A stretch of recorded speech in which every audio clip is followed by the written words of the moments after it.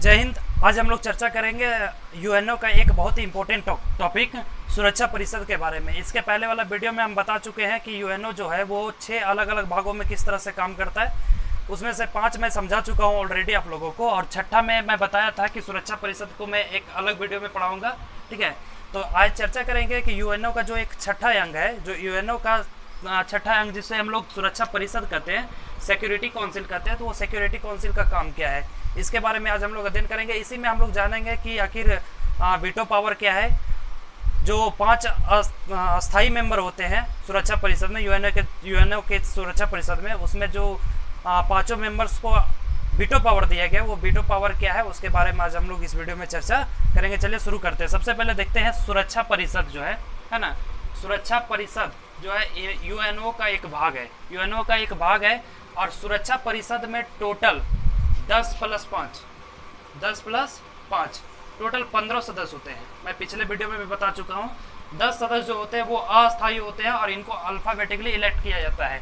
भारत इसका सदस्य लगभग 2012 ईस्वी में हुआ करता था, अभी नहीं है।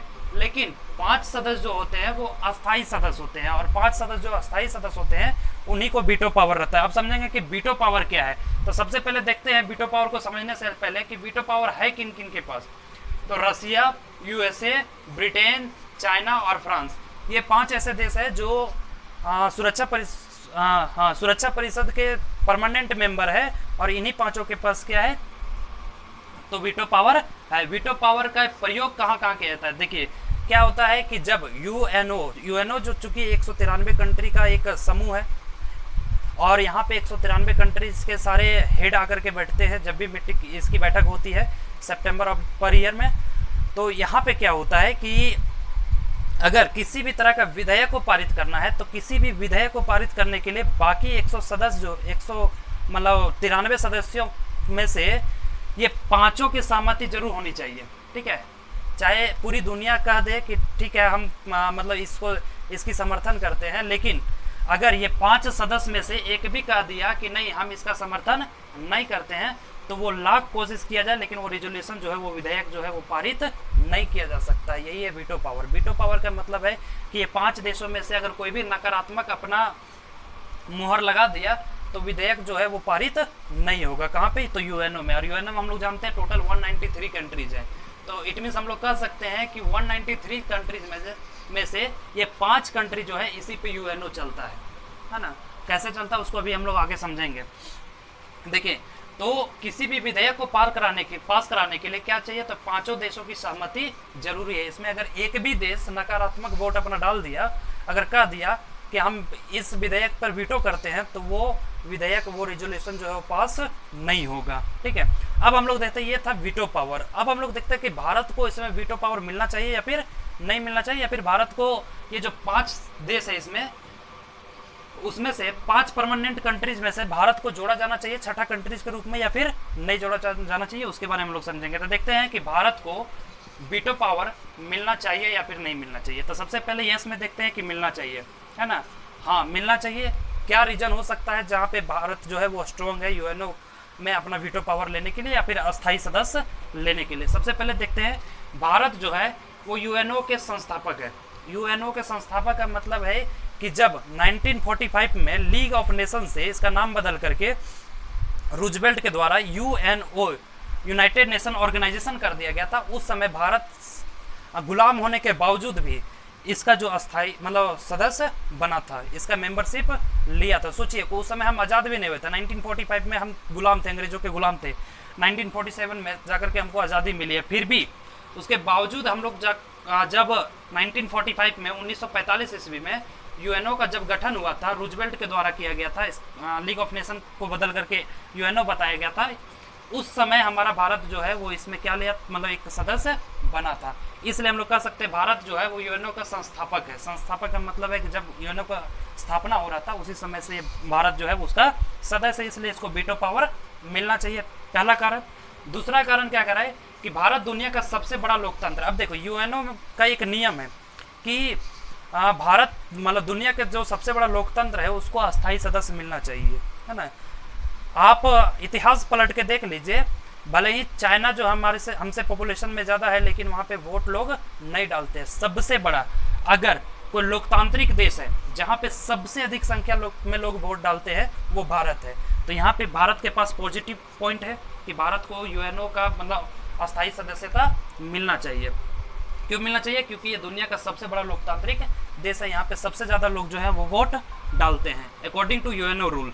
तीसरा क्या करा है, यूएनओ कहता है आतंकवाद पर मतलब आतंकवाद को बढ़ावा नहीं देना है ना। यूएनओ का नियम है कि कोई भी देश आतंकवाद को बढ़ावा नहीं दे सकता है। भारत, आप इतिहास पलट के देख लीजिए, भारत से आज तक एक भी आतंकवाद नहीं उभरा है। आज तक एक भी, आप चाहे जितने भी इतिहास पलट के देख लीजिए, भारत से आज तक एक भी आतंकवाद नहीं निकला है और किसी भी देश को किसी तरह की क्षतिपूर्ति नहीं पहुंचाया गया है, खास करके भारत की तरफ से। तो ये भारत के पास एक और पॉजिटिव पॉइंट है ना, कि भारत जो है वो हमेशा अपने आतंकवादों पे रोक लगाया, यहाँ तक कि अपना आतंकवाद पालने की तो दूर की बात है, लेकिन दूसरे देशों से ये आतंकवाद से जूझता रहता है हमारा भारत।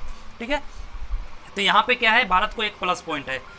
चौथा देखें तो WHO में पोलियो और मलेरिया का दवा, WHO जो यूएनओ के अंदर ही काम करता है, WHO वर्ल्ड हेल्थ ऑर्गेनाइजेशन जिसे हम लोग कहते हैं, यहाँ पे भारत जो है वो पोलियो और मलेरिया का दवा जो है वो फ्री ऑफ कॉस्ट यूएनओ को देता है, WHO को देता है। और WHO को देता है मतलब WHO जो है वो किसके अंदर है, तो यूएनओ के अंदर है।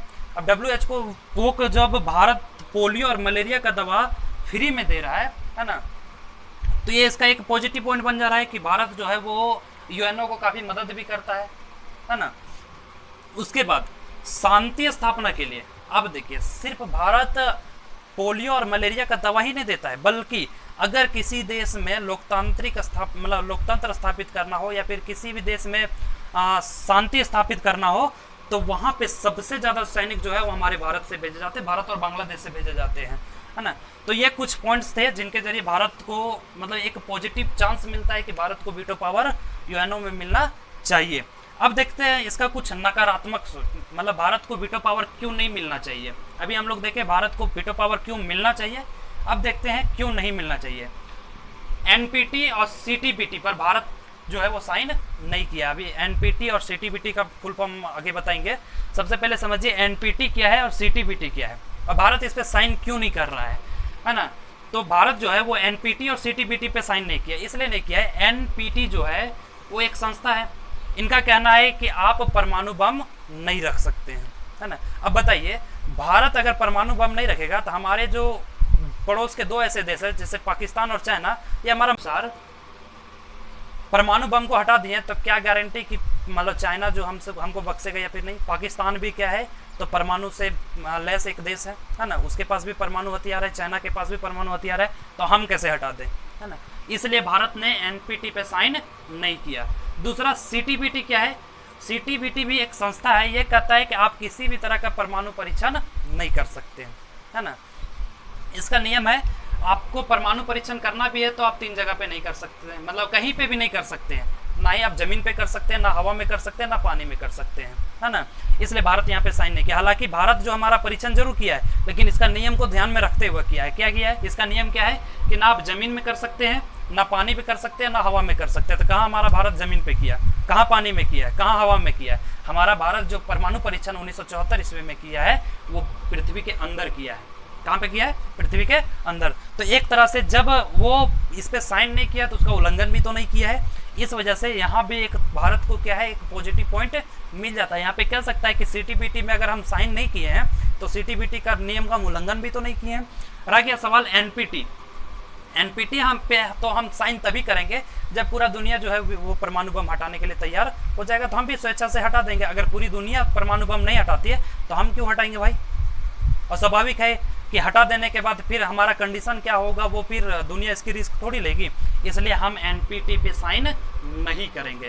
तो एनपीटी और सीटीबीटी आप समझ गए, इस पे भारत क्यों नहीं साइन किया, और ये इसका एक नकारात्मक है जिसके कारण यहाँ पे वीटो पावर जो है वो अस्थायी सदस्यता जो यूएनओ में वो नहीं मिल पा रहा है भारत को। दूसरा क्या है कि भारत यूएनओ का टोटल खर्च का मात्र 1% ही पैसा दे पाता है। कितना, 1% ही पैसा दे पाता है। हम ट्रस्ट भी जब इसका यूएनओ का दूसरा भाग जब हम ट्रस्ट के बारे में बता रहे थे वहाँ पे भी मैं बताया था कि यूएनओ का टोटल खर्च का 1% ही बजट हमारा भारत यूएनओ को दे पाता है। यहाँ पे एक भारत का बहुत बड़ा वीक पॉइंट है, लेकिन वीक पॉइंट ये कैसे हम लोग मान सकते हैं, है ना। देखिए क्यों नहीं है हमारा ये वीक पॉइंट, है ना। लोग कह तो देता है कि भारत का वीक पॉइंट है, मानते हैं हम पैसे को 1% ही देते हैं, पैसे से हम लोग कमजोर हैं। लेकिन यहाँ पे अभी हम लोग देखें कि WHO को, भारत जो है WHO को पोलियो और मलेरिया का दवा फ्री में देता है, इसके बदले पैसा थोड़ी लेता है भारत। तो यहाँ अगर इस खर्च को जोड़ा जाए तो क्या ये हमारा 1% थोड़ी रहेगा, यहाँ पे इसका बजट जो है बढ़ जाएगा। दूसरी चीज, हम लोग जो शांति स्थापना के लिए या फिर किसी देश में लोकतांत्रिक व्यवस्था को लागू करवाने के लिए सबसे ज्यादा सैनिक का जो मदद हम लोग करते हैं, क्या सैनिक का खर्च नहीं होता है? सैनिक को ले आने जाने में या फिर सैनिक जब लड़ते हैं तो क्या उसके लिए खर्च नहीं होते हमारे भारत गवर्नमेंट को, भारतीय सरकार को? तो वो बजट अगर जोड़ दिया जाए तो हमारा बजट कहाँ कम है ना। तो यहाँ से एक तो ये वीक पॉइंट बनता है, लेकिन ये भी हमारा एक तरह से स्ट्रॉन्ग पॉइंट है ना। तीसरा सबसे बड़ा समस्या जो है जिसके कारण भारत को वीटो पावर मिलने में समस्या आ सकती है, वो है कश्मीर इशू, कश्मीर की समस्या। अब कश्मीर की समस्या क्या है, तो कश्मीर को लेकर के अब देखते हैं भारत और पाकिस्तान में लगातार विवाद चलता रहता है ना। इससे क्या होता है कि पाकिस्तान जब भी कभी परेशान होता है तो कश्मीर इशू को लेकर के चला जाता है यूएनओ में। इतना बार पाकिस्तान यूएनओ में कश्मीर इशू को उठाया, कश्मीर के मुद्दा को उठाया कि यूएनओ जो है परेशान हो गया। अब परेशान हो जाने के बाद उन्होंने क्या कर दिया, तो एक डिक्सन कमीशन का मतलब गठन कर दिया। डिक्सन कमीशन का गठन क्यों किया, तो यूएनओ ने कहा डिक्सन कमीशन से कि आप जाइए और इस कश्मीर मुद्दे पे आप इसकी मतलब पूरी जानकारी प्राप्त कीजिए। जब इस पे जांच किया गया डिक्सन कमीशन के द्वारा, तो डिक्सन कमीशन ने कहा कि ये भारत और पाकिस्तान का अपना क्षेत्रीय मामला है, ना कि ये वैश्विक मामला है ना। ये कोई इंटरनेशनल प्रॉब्लम नहीं है, ये क्या है, तो दो देशों के बीच में एक क्षेत्रीय मामला है। तो इसमें क्या है, यूएनओ को कोई इंटरचेप नहीं करना चाहिए, ठीक है। तो अब बताइए, जब डिक्सन कमीशन ने कह दिया है कि ये क्षेत्रीय मामला है, तो यूएनओ को यहाँ पे कोई राइट ही नहीं बन कि भारत और पाकिस्तान का ये क्षेत्रीय मामला है, यहाँ पे यूएनओ जो है वो कुछ नहीं कर सकता है। इसलिए यहाँ भी हम एक मतलब एक तरह से यहाँ पे देखिए, अब सवाल है कि वीटो पावर अगर मिल जाएगा, है ना, तो यहाँ पे सबसे पहले तो पाकिस्तान भी 193 कंट्रीज में से एक सदस्य है, वो भी तो नहीं कहेगा कि हाँ भारत को वीटो पावर मिलना चाहिए, क्योंकि पाकिस्तान जान रहा है जिस दिन भारत को वीटो पावर मिल गया, वो कश्मीर को जो है वो हमारे मतलब तुरंत अपने कब्जे में ले लेगा। इसलिए पाकिस्तान भी इसका समर्थन नहीं करेगा। हालांकि पाकिस्तान समर्थन करे या ना करे उससे कोई मतलब नहीं होता है, कम से कम अगर ये 5 देश तैयार हो जाए, है ना, तब जाकर के हमें वीटो पावर मिल सकता है। अब देखिए, वीटो पावर मिलने के लिए कुछ देश जो है वो हमारे सपोर्ट में है, ठीक है। जैसे रसिया, ये जो रसिया है, यूएसए है और फ्रांस, ये तीनों देश जो है वो हमारे मतलब ये कहते हैं कि ठीक है भारत को वीटो पावर मिलना चाहिए। विरोध कौन करता है, तो विरोध करने वाले मात्र 2 देश हैं, एक ब्रिटेन है, दूसरा चाइना है ना।